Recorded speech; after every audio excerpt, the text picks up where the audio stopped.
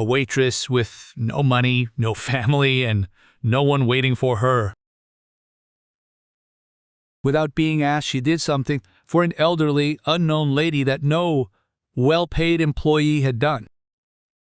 She was soaked. An older woman was sitting alone in a corner of the restaurant. Her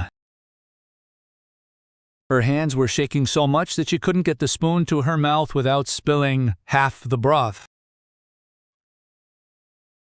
And no one, absolutely no one in that crowded room had approached her to ask if she was okay. No one, except Beatriz. Beatriz was 23, had 2 jobs, overdue rent, and the weariness of someone carrying months of struggle without getting anywhere. That afternoon, there were 5 tables waiting, 2 orders lost in the kitchen, and the manager looking at her as if she already owed him something. And, sadly, Beatriz had no time, no energy, and nothing left to give off. But she kept approaching. "Excuse me, ma'am." The old woman looked up, eyes that Beatriz recognized immediately. Not because she knew her, but because she had already seen that same look before.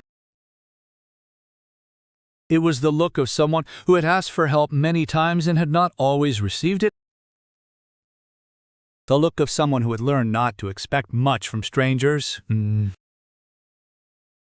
"I have Parkinson's," the lady said in a soft yet dignified voice. "That is why I cannot eat." "That's okay."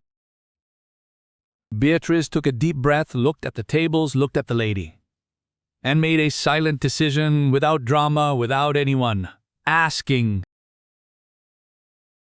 "Wait a moment, I'll bring you some nice hot chicken soup."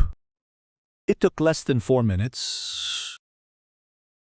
When she returned, Beatriz pulled up the chair from the empty spot beside her and began helping her eat with that calm that only those who aren't faking it possess. Beatriz was not acting kindly.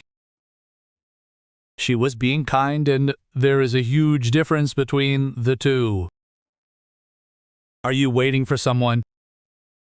Beatriz asked while bringing another spoonful to the lady's mouth. The lady opened her mouth to answer, but before the words could come out, something changed in the restaurant's atmosphere. On the other side of the room, leaning discreetly near the exit, was a man who had been there for 17 minutes without touching his coffee. His eyes had not shifted from that corner table since the moment Beatriz sat down. His name was Marcelo. He was 41, had 3 companies in different cities, and a reputation built on coldness and efficiency on Avenida Paulista. The people around him used to say that he had forgotten how to be a better person after getting rich. He never denied it, he just let them say it. But at that moment, with his arms crossed and his coffee already cold, something, he thought, he had lost forever came rushing back. What he didn't expect was to see his mother smiling, not the polite smile of someone thanking out of obligation, but a real smile, one that reached her eyes, which he hadn't seen in years. And as he watched, an uncomfortable thought began to form within him. How many times had his own team ignored Donna Lourdes at meetings, at dinners, at events? How many times had those highly paid professionals looked away from that trembling hand holding a glass? Everyone knew who the boss's mother was. None of them had done what an unknown waitress did by pure instinct. When Beatriz finally got up to return to work, Donna Lourdes held her wrist with that surprising firmness that sometimes appears in the hands of those who seem fragile. Otto. "What is your name, my dear?" "Beatriz." "Beatriz. What a beautiful name for such a beautiful soul." The girl smiled, felt the heat rise to her face, and went to serve table 5 before the customer completely lost patience. She didn't look back. She didn't know she was being watched. And that was exactly what made it all the more valuable. Marcelo approached his mother as soon as Beatriz turned her back. He sat down where the waitress had been and stared at the almost empty plate with an expression he couldn't even name himself. "Did she take a long time? How long has she been working here?" he asked in a low voice. Don Lourdes shrugged with the lightness of someone who doesn't know and doesn't need to know. "She was just being kind, Marcelo. Ugh. Sometimes that's all it is. That's all one needs." Marcelo didn't answer, but he called the manager. What Marcelo discovered in the next 15 minutes awakened something within him that the idea of money had numbed for years. Beatriz worked at that restaurant. She usually arrived before everyone else and left after all the others. On weekends, she did deliveries to supplement her salary and lived with a roommate in one of the cheapest neighborhoods in the city with no complaints on file, no unjustified absences. And yet, she treated an unknown lady with more attention than most people give their own relatives. Marcelo remained seated for some time after his mother finished eating. When Beatriz passed by the table to clean it, he called her over with a voice that wasn't that of the executive, but that of someone still looking for the right words. "Did you know my mother before today?" Beatriz frowned. "No. Why?" "Because you took care of her as if you'd known her your whole life. None of this." She blinked, not understanding where he was going with this. "She needed help. It was all I could give." Marcelo pulled a card from his pocket. Simple. No frills. Just a name and a number. "Call me tomorrow. I have a job offer for you." Beatriz looked at the card, looked at the man, looked at the card again, and then did something Marcelo didn't expect. She carefully returned it to the table. "With all due respect, I didn't do it to gain anything. Thank you, but I don't need this." He remained motionless. For the first time in a long time, someone had rejected something he offered. Beatriz went back to the kitchen without looking back, unaware. She had just awakened in Marcelo something no business, no goal, and no material achievement had managed in over a decade. That night, Mrs. Lourdes called for her son before going to sleep. "Marcelo, you know what your company needs most." "What, Mom?" "More people helping without knowing they are being watched." He didn't sleep well. He stared at the ceiling, thinking of Beatriz's expression when she returned his card. There was a strange combination in her that he had stopped looking for years ago. Pride without arrogance, dignity without bitterness. The next morning, he returned to the restaurant. Beatriz was there, just as he assumed she would be. This time, he didn't bring his business card. He brought a different proposal for his mother, accompanied by a humility that had taken 41 years to learn. "You told me yesterday that you didn't want to work for me," he said as he approached. "Nah. I heard you and I understood. So let me change the question. Would you accept working with my mother? She needs someone she can trust, not just any caregiver, but someone who treats her like a person." Mrs. Lourdes stood beside him with that smile that reached all the way to her eyes. Beatriz took a deep breath. This time, she didn't return anything. That decision, made in a noisy restaurant at lunchtime, would change the lives of both women in ways neither could imagine. Because what nobody knew yet, not Beatriz, not Marcelo, not even Mrs. Lourdes herself, was that this encounter hid a layer none of the three had seen. And when that layer rose to the surface, everything that had been built on trust would be put to the test with a brutality that mere kindness, Mimi, would not be able to withstand. Marcelo had returned that morning without warning. He walked into the same room and sat at the same corner table. He ordered the same coffee he wasn't going to drink. He was a man accustomed to controlling every variable of every situation in his glass offices on Faria Lima. But there was something about that simple environment, with the smell of baking bread and the sound of chairs scraping, that disarmed him. Beatriz was already expecting this. She felt her stomach tighten, not from fear, but from something more complicated. It was the feeling that this man represented a change. And change, for those who have stability built on hard-earned effort and not luck, always carries an implicit risk. She finished serving table 3 before approaching Bobo. When she arrived, Dona Lourdes was already smiling in a way that filled the whole space.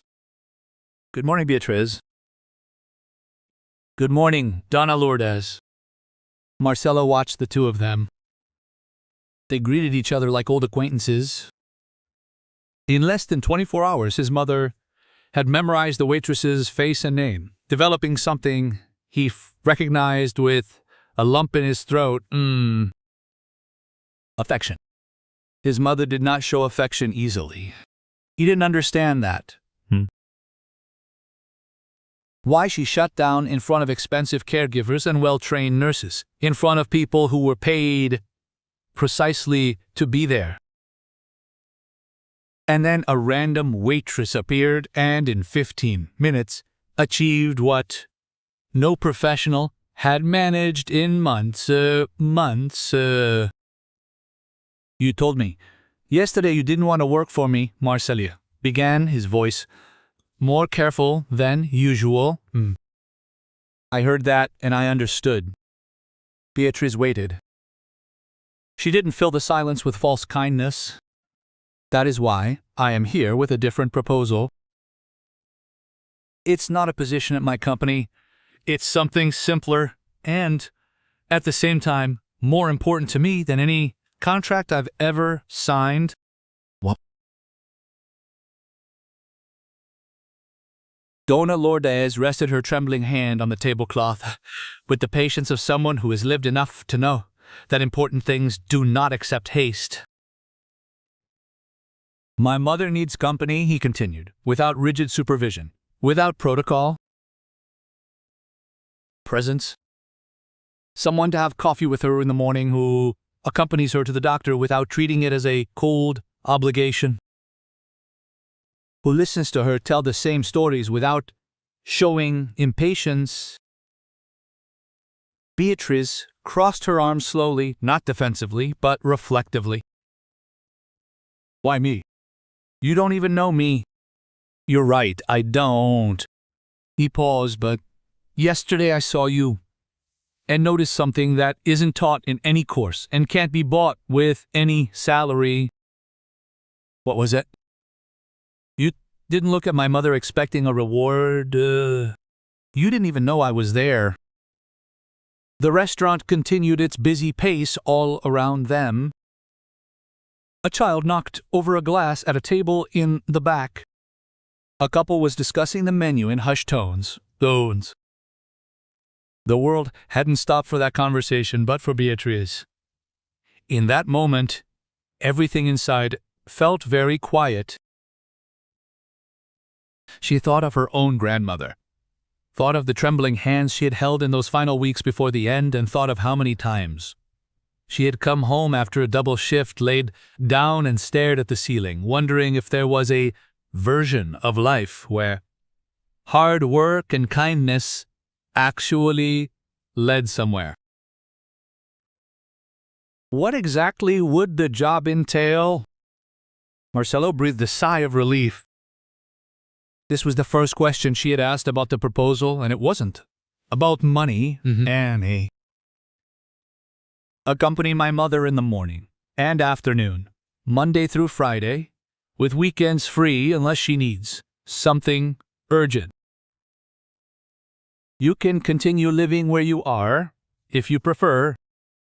We have an excellent room available at our home, with no obligations other than to be present and be who you already are. Donna Lourdes smiled without looking at her son. She was staring fixedly at Beatriz. And the salary. He said a number. Beatriz blinked. It was triple what she made adding up both of her jobs. And that was exactly when something inside her fractured slightly. Not with joy, but with suspicion.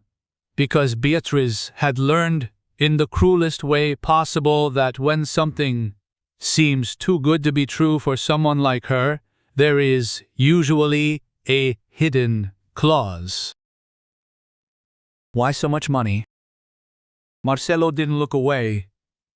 Because my mother is worth it. And because I want you to stay by your own choice, not out of financial necessity. Donna Lourdes turned slightly in her chair and said without ceremony, Beatriz, can I tell you something? The two women looked at each other. Marcelo remained silent. There was something in his mother's tone that he recognized very well. It was the tone she used when she was going to say something she had never said before. You reminded me of someone yesterday. Who? A girl who worked with me many years ago, long before I got sick. Before all of this, she said with a vague gesture of her hand, encompassing her son, the wealth and the life it had all turned into. That girl did exactly what you do. She helped without asking for permission, without preparing to receive applause. Beatriz waited. Her name was Julia. The air changed, not visibly, but it changed palpably. Marcelo looked at his mother with an expression Beatriz couldn't interpret. It wasn't a surprise. It was something much older, as if that name had been kept in a compartment that hadn't been opened for a long time. Mom, let me finish. Donna Lourdes continued with that firmness that the sick sometimes develop, as if they knew that the time to say crucial things is finite and cannot be wasted with interruptions. Julia disappeared one day without giving explanations, and I never knew why. She paused. To this day, I wonder what happened to her. Beatriz felt a strange sting in her chest, a rare sensation she still couldn't name. And the worst part is that I barely remember her face. Donna Lourdes lamented. Donna Lourdes looked at her attentively. Marcelo had his eyes cast down, and Beatriz stood there, drenched, having entered that place that day, prepared to politely say no and move on with the hard life she knew. She realized there was something in those stories that hadn't been said yet, something the son understood, something the mother was trying to bring to light with the delicacy of someone carrying the weight of many years. The name Julia continued to hover over the table, like smoke. When Beatriz opened her mouth to ask who Julia was, Marcelo's cell phone rang. He looked at the screen and his expression hardened in a way that it didn't match the man from a minute ago. I need to take this. I'll be right back. He walked out to the sidewalk with quick steps. Donna Lourdes followed her son with her eyes until he disappeared through the glass door. Then she looked at Beatrice with an expression that was at the same time tired and determined. He doesn't like to talk about Julia. Why? The old woman took a deep breath. Her hands shook a little more than usual because Julia was his mother. The dining room remained noisy around them. Dishes, voices, chairs. The world hadn't received the notice that it had just been turned upside down. Beatriz remained motionless in front of Dona Lourdes for a few seconds that felt much longer than they actually were. The sentence had landed on her with a weight she was not ready to carry. Julia was his mother. Are you telling me that Marcelo is adopted? Dona Lourdes shifted, tilting her head slightly. Not exactly. I raised him since he was 3 years old.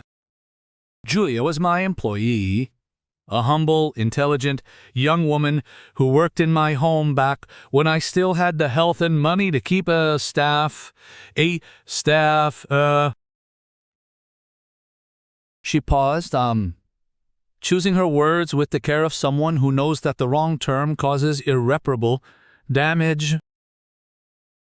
She got pregnant. The father never took responsibility. And when Marcelo was 3 years old, Julia simply disappeared. She left for work in the morning and didn't come back. No note, no phone call, no explanation, no icon. Dona Lourdes' eyes dropped to her own hands. I kept the child. What else could I do? He cried, calling out her name every night for months. Beatrice felt her throat tighten. And you never found her. I searched for years. The old lady's voice lowered again, but when Marcelo grew up and understood what had happened, he asked me to stop. He said that anyone who leaves like that doesn't deserve to be looked for. There was an old pain in those words, the pain of a child who had turned abandonment into anger to keep moving forward. Beatriz knew this mechanism. She had already seen it in people close to her and had felt something similar in smaller doses in her own life. And you never truly stopped searching. Dona Lourdes looked up, and in those eyes was an answer that needed no words. It was at that moment that Marcelo returned from the street. He put his phone in his pocket with tense movement, and seeing the expression on the two women, he immediately knew what had been said in his absence. His face closed off, not from anger, but from something deeper and harder to resolve. Mom, she was going to find out anyway. It wasn't meant to be now, Marcelo. When was it meant to be? Dona Lourdes asked with that serenity that only exists in those who no longer have patience to delay the essential. You've been carrying this with you for 40 years.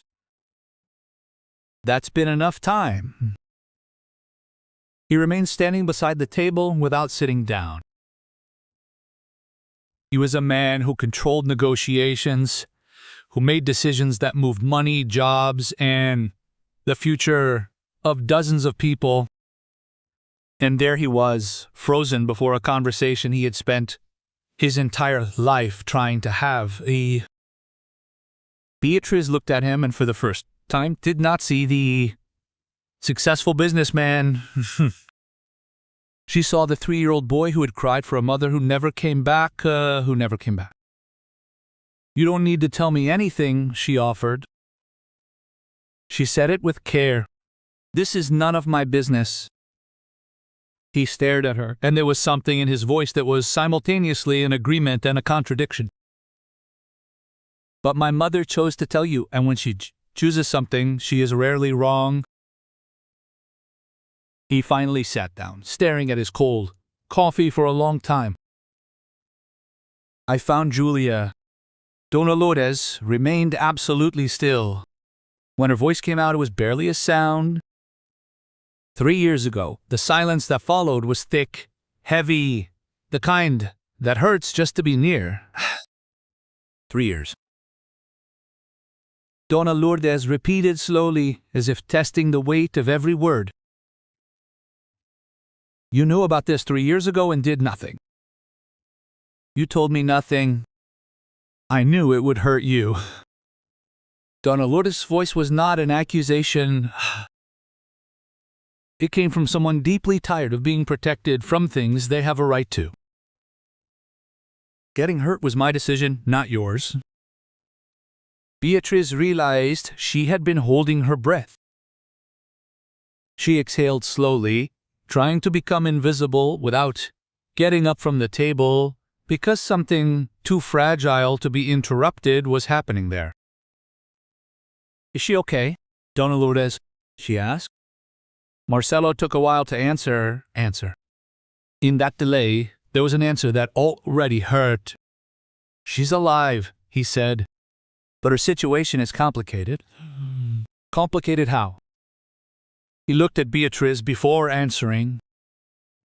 Beatriz didn't understand that look at the time.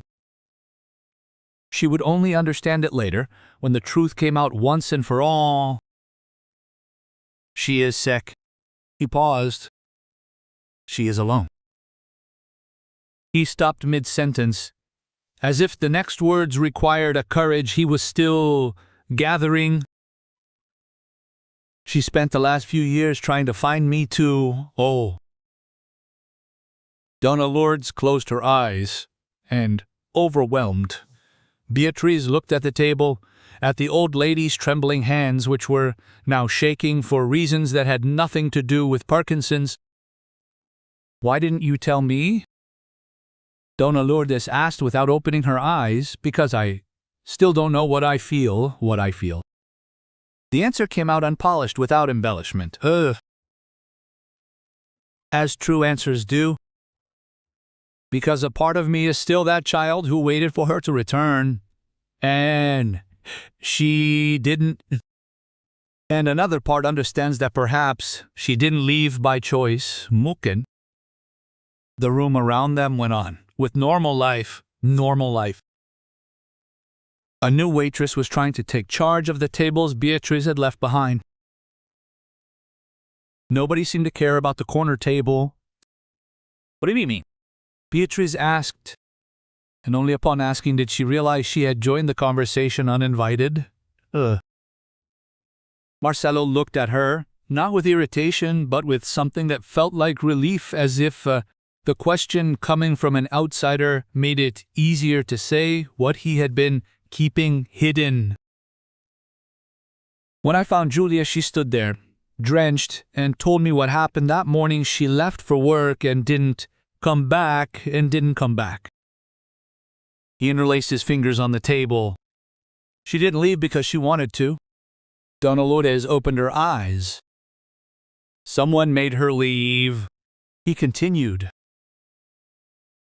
Someone who had an interest in her disappearing, so I would never find her, so the story would stay buried as it had for 40 years. The silence returned, but this time it was the silence that precedes a storm. Who, Marcelo? Dona Lourdes asked. And Marcelo looked at his mother with an expression Beatriz had never seen on anyone. The expression of someone about to say something shattering, something irreparable, but that needed to be fixed. Someone you know very well, mother. Dona Lourdes didn't blink. It was as if her body knew before her mind accepted that what was coming would require all the firmness she had left. The shaking of her hands on the table ceased. Not because the illness had regressed, but because there is a kind of tension that numbs everything. Speak, she said. A dry word, without embellishment. Marcelo took a deep breath. Beatriz realized he had rehearsed this moment. Not exactly the words, but the courage to reach them, reach them. And yet, now that the time had come, the words resisted. When I found Julia, the first thing she asked me was if I knew she had tried to come back. Dona Lourdes said nothing. She told me that the morning she left for work and didn't return, it wasn't because she wanted to leave, it was because when she reached the gate of our house in Morambi, he stopped her from entering. Marcelo paused. It was Augusto. The name landed on the table like something heavy and irreversible. Augusto, Dona Lourdes' brother. The man who had managed the family finances for decades, the one Marcelo had called uncle his whole childhood and who had passed away 6 years ago. Dona Lourdes closed her eyes for a long second. Continue. Augusto told Julia that if she entered that house, if she tried to see the child one more time, he would ensure she would never find work anywhere in São Paulo again. He said he would accuse her of stealing from the family, which would destroy any opportunity she had to rebuild her life. Marcelo's voice was under control, but underneath it vibrated the muffled frequency of a very old anger. She was 22 years old. She was alone, afraid, and she left. Dona Lourdes said this more to herself than to the others. She left because she had to. There is a huge difference between the two. Dona Lourdes opened her eyes, and in them was a painful realization. The kind of realization that occurs when the piece that was always missing finally fits. And you realize that the story you believed in had a completely different shape. It always seemed strange to me, she said, slowly. Augusto was the one who convinced me to stop looking. He said that a woman who abandons her son doesn't deserve to be found. He said it would be better to forget. I trusted him. I know. He was my brother. I know, Mom. The silence that followed had the specific quality of mourning, not for the man who had already passed, but for the version of the past that had also just died, that version where Julia had chosen to leave, where the abandonment had been a cruel decision, and a 3-year-old boy's pain had a simple cause. None of that was true. Beatriz looked at Dona Lourdes' hands on the table. They were shaking again, but it was a different tremor. Where is she? The old lady asked. In a town, in the countryside, 4 hours from here. She worked alone her whole life in small jobs. She never married. Marcelo looked at the tablecloth. She asked about you. That was the second thing she asked right after asking about me. Dona Lourdes brought her trembling hand to her mouth. She asked if you were still alive. That was when Dona Lourdes' composure, built over decades of hardship, loss, and illness, fell apart. She sat there, overcome by the silent and devastating kind of crying that occurs when the body finally releases something that had been bottled up for a long time. Beatriz stood up instinctively, went to the counter, and returned with a glass of water and a napkin without anyone having asked. She placed it before Dona Lourdes with the naturalness of someone who cares without needing instructions. Marcelo noticed that gesture, and some of his own resistance from the years began to yield. Why did it take you so long to tell me, Dona Lourdes? There it is. He asked after a few moments. His voice was still choked up. Because when I found Julia, I still felt anger. he said with a hard-won honesty. Even after understanding what had happened, even after discovering that she hadn't chosen to leave, there was still a part of me that wanted to blame her. Because it is easier to feel anger than it is to feel longing. Beatrice recognized that. She recognized it deeply. And now, Mrs. Lourdes, she asked, do you still feel anger? Marcelo took a moment to respond, and when he did, the answer came from a more vulnerable place. Now I am afraid. Of what? That it might be too late. She is sick, and I don't know how much time she has. And I spent 3 years knowing where she was and doing nothing because I wasn't ready to deal with what I would feel seeing her again. Mrs. Lourdes looked at him for a long moment. Then she looked at Beatrice. There was a question in that gaze that wasn't about Julia or Augusto or the past. It was about the present. Will you take the job? She asked Beatrice. Beatrice blinked. She didn't expect the conversation to return to that after everything that had been said. Mrs. Lourdes, I need to go see Julia. The old lady said simply, Marcelo is taking me, but I need someone to go with us. Someone I've trusted for 24 hours. I have trusted you more than people I've known for years. That is no small thing. Beatrice looked at Marcelo. He said nothing, but there was something in his face that was, perhaps for the first time, completely open. No strategy, no control.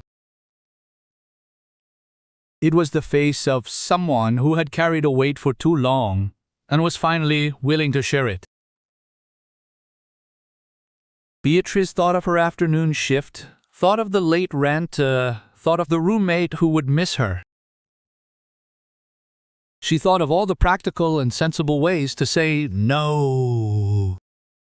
And then she remembered Mrs. Lourdes crying in silence with a napkin in her hand. She thought of Julia, alone in a city 4 hours away, not knowing that the answer, 40 years later, was finally on its way. When are we leaving? Beatrice asked. Marcelo closed his eyes for half a second. When he opened them, he felt something like relief.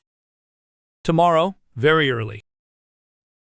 Beatrice nodded, and at that moment, none of the three knew that the next day's trip would reveal a detail about Julia that would change not only Marcelo's present, but Beatrice's as well. There was a reason why Mrs. Lourdes had said that Beatrice reminded her of Julia. And it wasn't just a coincidence. The road was long and straight, one of those highways that cross the quiet countryside of São Paulo, surrounded by open fields and an immense sky. Marcelo drove in silence. Ms. Lourdes occupied the passenger seat with her eyes turned toward the window, as if trying to memorize every kilometer that separated her from something she waited decades to find. Beatrice was in the back seat with a small backpack on her lap and the persistent feeling of having stepped into a story much bigger than she could grasp. Almost no one spoke for an hour. It was Ms. Lourdes who broke the silence with that ability of hers to say important things, as if they were casual conversation. Do you have family, Beatrice? I had a grandmother. She passed away 2 years ago. No one else. My mother left when I was little. She said this without drama, with the naturalness of someone who had worked through so much pain that it had lost its urgency. I don't know where she is. Ms. Lourdes turned her face, taking her eyes off the window, and looked at Beatrice through the gap between the seats. Marcelo didn't take his eyes off the road, but his fingers gripped the steering wheel slightly. What was her name? Miss Lourdes? She asked. Beatrice didn't understand the reason for the question immediately, but answered with the simplicity of someone who still doesn't see what is about to happen. Julia. Her name was Julia. The car didn't stop.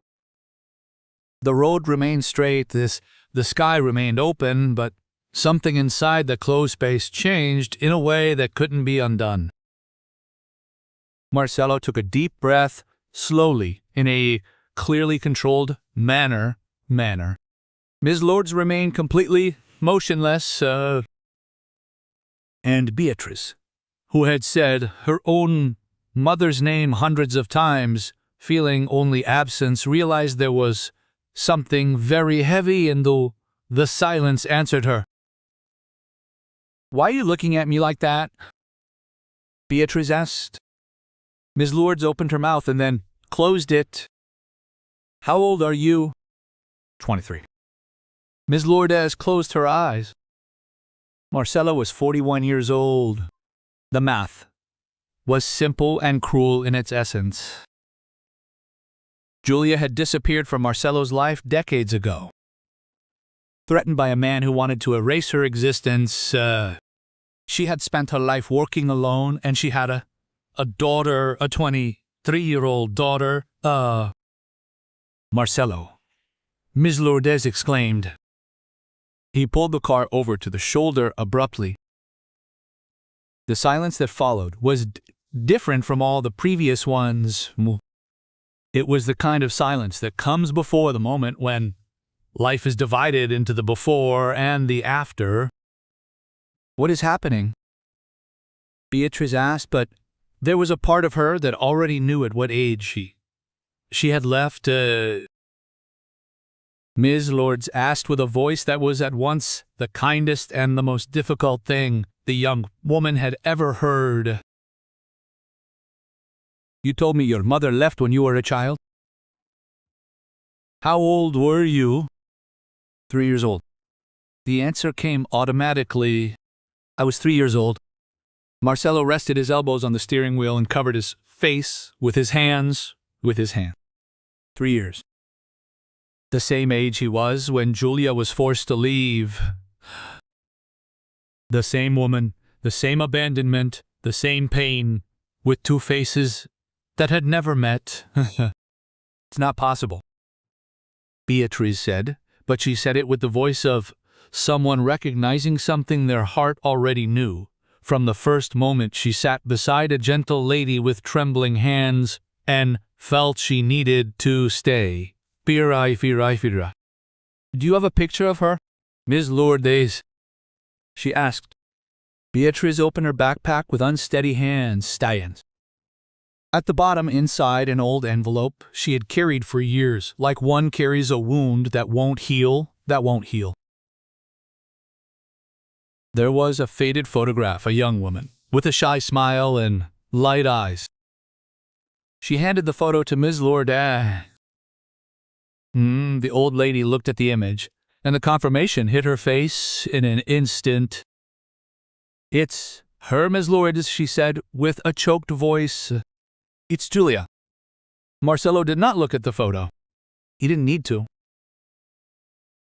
He stared at the road ahead with the eyes of someone recalculating everything he thought he knew about his own life. He had searched for his mother for decades, had found Julia 3 years ago, and been paralyzed by fear. And while all this was happening, the sister he didn't know existed was serving tables 4 hours away.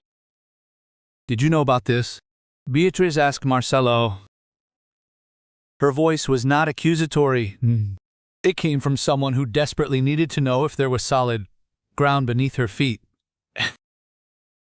No, he replied. And there was such an honest truth in that word that it was impossible to doubt.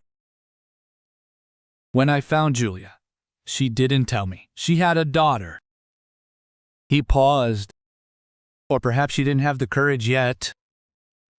Or perhaps she was waiting for the right moment. Maybe now is the right time, Ms. Lourdes said.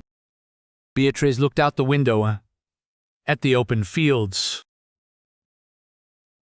The road continued in the direction of a sick, lonely woman who had spent her life carrying the weight of the children she lost. "Does she know you're going?" Beatriz asked. "Does she know I'm coming?" He paused. "She doesn't know you are both coming." Beatriz closed her eyes for a moment, took a deep breath, and opened them.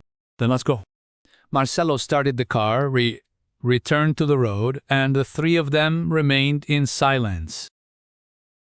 But it was a completely different silence.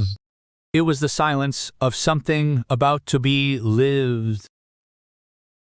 4 hours away, in a humble house, Julia was waiting. She stood there, soaked, unaware that the daughter who cried for her had inherited the exact same capacity to care for others. The house was small, not in a shameful way, but in that way that says those who live there have learned to live with the essential. A simple facade, a window with a white curtain, a pot of basil on the sill that someone had recently watered because the soil was still dark and damp.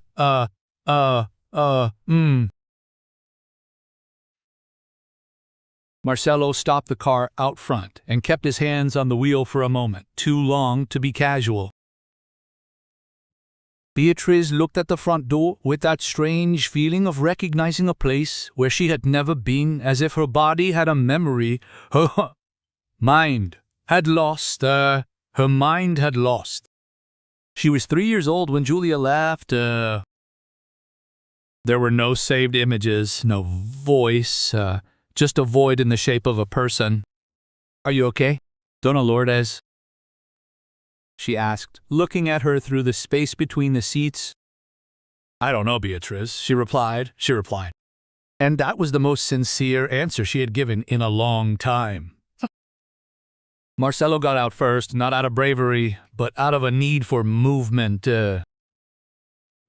Then Beatriz got out slowly and helped Dona Lourdes out of the car with that naturalness that had already settled between the two. The three of them stood on the sidewalk for a moment. Behind the white curtain was a soft light, one of those left on during the day. Marcelo rang the doorbell. The silence after the ring lasted long enough for each one to think of something different. Dona Lourdes thought of Augusto and the weight of realizing she had been deceived. Marcelo thought of the 3 years wasted in anger that could have changed everything. Beatriz thought of the faded photograph she had carried in her backpack for years. Footsteps sounded on the other side, slow, of someone who learned that good things rarely come without warning. The door opened. Julia was 62 years old. Her hair was gray and short, and her face bore the marks of time and an exhausting weight. Her eyes were light, the same eyes from the photograph, the same eyes as Beatriz. Julia looked first at Marcelo, 40 years of absence, trying to resolve itself in seconds. "Hello, Mother," he said. His voice sounded completely different. It was the voice of the child, not that of the cold executive from Faria Lima. Julia brought her hand to her mouth. Then, her eyes moved to Dona Lourdes, who stood beside her with the devastated serenity of someone finding something they thought was lost forever. And then Julia's gaze reached Beatriz and stopped. The whole world seemed to stop in that instant.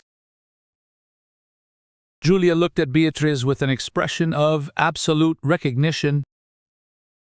The kind of pain that comes from confirming something you spent years trying not to hope for. "My God," Beatriz whispered, unable to say anything else. She had mentally rehearsed questions and phrases for the last 4 hours, but everything evaporated. "Is it Beatriz?" Julia said. "It wasn't a question. How do you know my name?" because I was the one who chose it for you." Julia crossed the doorway and hugged the daughter she had left behind at 3 years old.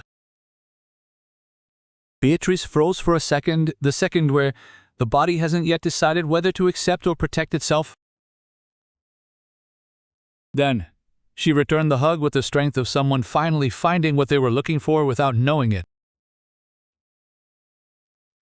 Marcelo looked across the street, needing somewhere to look while feeling things he hadn't given himself permission to feel in 40 years. Dona Lourdes held onto the doorframe, trembling and smiling, handing. It took a while for them to be able to enter the house and even longer for the words to return. It stayed there. Julia made coffee with the automatism of someone who needs to do something with their hands while their heart beats too fast. The house was also small on the inside, but there was care in every detail. Books, a plant in the window, and on one of the walls a single, framed photograph. Beatrice recognized it before even getting close. It was her, at 3 years old, sleeping. "You kept this photo?" Beatrice asked. "It was the only one I had." Julia replied from the kitchen. "I took it the day before I went to work." Beatrice stared at the photograph for a long moment. The little girl who didn't know that the next day her world would change. "Why didn't you look for me?" Beatrice asked. There was no accusation in her voice. Julia came out of the kitchen with 2 cups, placed them on the table, and remained standing. "For years I looked for you, but you had been adopted by a family I couldn't face. I had no resources, no lawyer, I had nothing but a will that sometimes is not enough." "Who was I adopted by?" "Your grandmother," Julia said with profound calm. "Your grandmother knew who I was. She was Augusto's neighbor.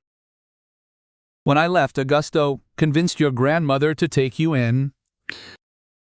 He told her I had abandoned you and wasn't coming back, the missing piece." Beatrice's life fit together perfectly in a silent snap of the fingers. The grandmother who raised her with genuine love, who had never said much about Julia, who had deflected questions with kindness and given other things in return: affection, presence, stability. The grandmother who had done her best to deal with the version of the story she'd been given, who had carried the truth for all those years and never had the courage to tell it. "Did she know you had been forced to leave?" Beatrice asked, "And I don't know for sure," Julia said with a peaceful sadness. "What I do know is that I spent 40 years being the woman who abandoned her children." Julia looked at Marcelo, who remained seated in silence, a cup between his hands. "Did you know we were siblings?"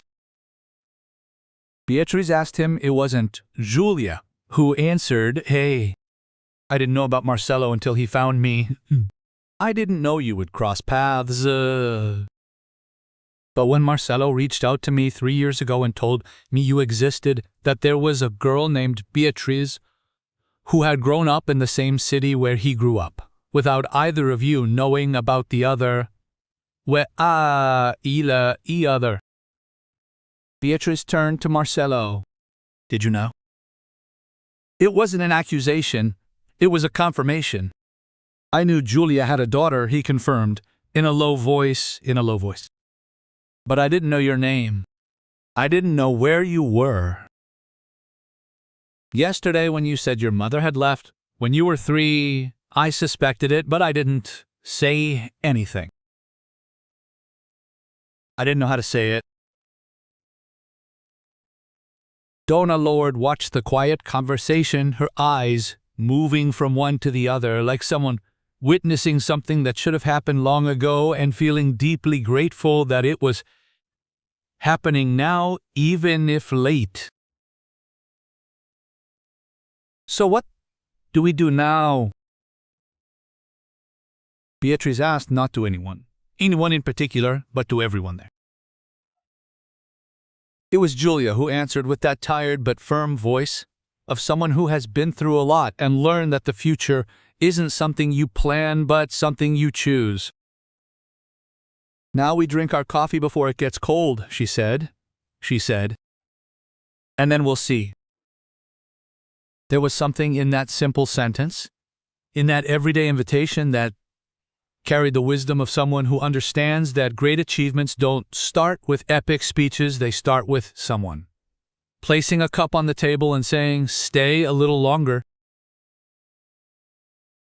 Beatrice looked at the cup, looked at the gray-haired woman who had crossed decades carrying two voids in the shape of children and who had still remained standing, and, it went cold in Beatrice's cup without her noticing. They had been sitting in that small room for nearly an hour, and time had taken on a different texture, dense, slow, the kind of time that forms when there are too many things to be said and no one knows exactly where to start. Now that the initial wave had passed, it was Donna Lourdes who noticed,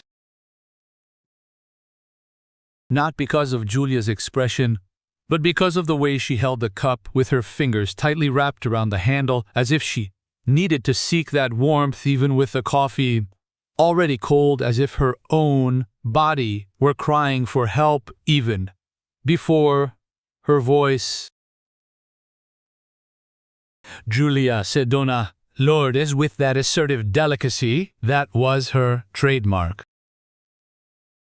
"Marcelo told me you are ill. Are you going to tell us what is going on?" Julia slowly placed the cup on the table. Beatrice widened eyes.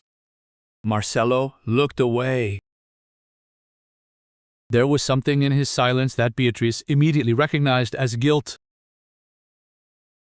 Not the dirty guilt of someone who did something wrong on purpose, but the guilt of someone who kept a secret for too long and waited for the courage to arrive. "I have a serious heart condition," Julia said, with the simplicity of someone who had already passed the stage of despair and reached the other side of acceptance. It's not new. I've known for almost 2 years. She looked at Marcelo with a soft and unshakable expression. That was when I contacted Marcelo for the second time. The first time was when he found me. The second was when the doctors told me I needed an urgent surgery that I couldn't never afford. Beatrice closed her eyes for a second. "You asked him for help," and Julia confirmed, without looking away. "He helped me. He paid for absolutely everything, without hesitation." She paused, but he asked me for something in return. "What?" Beatrice asked, staring at her brother. Marcelo finally raised his eyes. "I asked her to wait. I asked for secrecy. I said it would give me time to process everything before telling my mother and before trying to find you, Bea." "How much time of silence did you ask for?" Beatrice asked. 6 months, and almost 2 years have passed, haven't they?" He did not answer. He didn't need to. Julia looked at her daughter with a mother's protective expression, something that transcends time, distance, and life's cruel detours. "We aren't here to demand anything from anyone," Marcelo said, his voice suddenly vulnerable. "I didn't come to justify myself. I didn't come to apologize hoping for an easy pardon, because I don't even know if I deserve your forgiveness. A rational explanation doesn't undo 40 years of absence, much less my cowardice over the last 2. He took a deep breath. "I came because when the doctors called me and said the operation had been an absolute success, that she was going to live, and be fine, the first thing I felt wasn't a son's joy, it was the urgency of a frightened man. Urgency to see the two of you together before life decided for me that time had run out. Donna Lourdes had teary eyes again, but this time there was something more there than just crying. There was that liberating kind of relief that only arises when you understand that the story, in the end, had a much more beautiful outcome than the one you were forced to swallow. The surgery worked, Beatrice repeated, trembling. Are you okay? I am okay. And there was in those 3 short words an enormity of life that little room could barely contain. Beatrice stared fixedly at her mother for a long time. She saw the gray hair, she saw the light eyes that were identical to her own fiau. She saw the hands marked by labor, which had placed a single baby photograph in a frame, keeping it on the wall of a humble home for decades, like someone who lights a candle for those who left, refusing to extinguish the flame of hope. There was still anger stored somewhere inside Beatrice, soaking wet. There were specific unanswered questions. It was 20 years of a void that would never be filled, not with a single afternoon of cold coffee among 4 people newly brought together. But there was also something that Beatrice always carried within her, something that abandonment didn't steal from her. The instinctive capacity to interrupt her own chaotic routine, to sit beside someone with trembling hands, the sublime capacity to look at a lonely person and simply decide to stay. Do you have a spare room? What else is there in this house? Beatrice asked, breaking the tension. Julia blinked, disoriented. Why do you ask? Because I just accepted an excellent job taking care of someone, she said, her eyes shifting with complicity to Donna Lourdes and returning to Julia. But I firmly believe that care can be split into 2 shifts and 2 houses. The silence that settled there was the best kind of human silence. It is the kind that requires no sound, as it is sufficient as an answer. Marcella looked at Beatrice with an expression that took a few seconds to decipher. It was pure admiration. Not the calculating admiration of someone closing $1 million deal, but the genuine admiration of one who sees in another the greatness of soul they wish they possessed themselves. You're impossible, he said, shaking his head. So are you, she retorted promptly, and for the first time that entire day, a wide smile crossed Beatrice's face. A light, authentic, effortless smile, the kind that is born when the soul finally realizes it has come home. That night, for the first time in 40 years, Julia did not sleep in a silent, lonely house. There were voices in the hallway, the soft sound of someone heating water in the kitchen, and Donna Lourdes' voice asking for another blanket. Beatrice answered from a room she was still learning to call her own. These were the sounds of a family being formed. Not the way families form when things happen in the correct order, but the way they assemble. When things happen in the order, they are possible, with visible patches, pieces that don't fit perfectly at first, and spaces that will take time to fill. As the house calmed down, Beatrice also stayed awake for a while after everything had plunged into silence.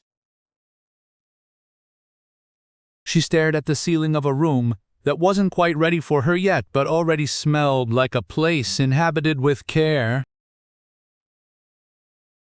She thought about her grandmother, about everything that had been kept secret and everything that had been lost over time. Mostly, she thought about everything that had been found in a noisy restaurant on an ordinary afternoon, simply because she had decided to stop and sit next to a lady with trembling hands. Trembling hands. Life has a cruel, yet generous way of making things align when you finally stop running too fast and start to see. She had stopped and everything had found its way at Annie. The next morning, when the sun shone through the white window curtain, it was Beatrice who got up first. She went to the kitchen, brewed coffee, warmed the bread, and set the table for four with that quiet naturalness of someone who needs no instructions to care for others. Julia appeared in the kitchen doorway and paused. For a moment. She kept looking at the daughter who had grown up far away from her, but who had become exactly the kind of person she would have chosen to meet even if there were no blood ties uniting them. "Good morning," Beatrice said without turning around. "Good morning," Julia replied with a voice that was still getting used to the sound of those words spoken to her own daughter inside her home. They sat down. Soon after, Marcelo and Dona Lourdes arrived in the kitchen, and the four of them had their first breakfast together without anyone needing to explain why that was important. Everyone knew. Sometimes life takes 40 years to fix something that was broken into pieces, but when it finally does, the repair saves everything. And if you followed along this far, know one thing. This story isn't just Beatrice's, it's all of ours. Of everyone who has ever stopped in the middle of the chaos without being asked, without expecting absolutely anything in return, and simply sat down next to someone who needed company. The world needs more people like that.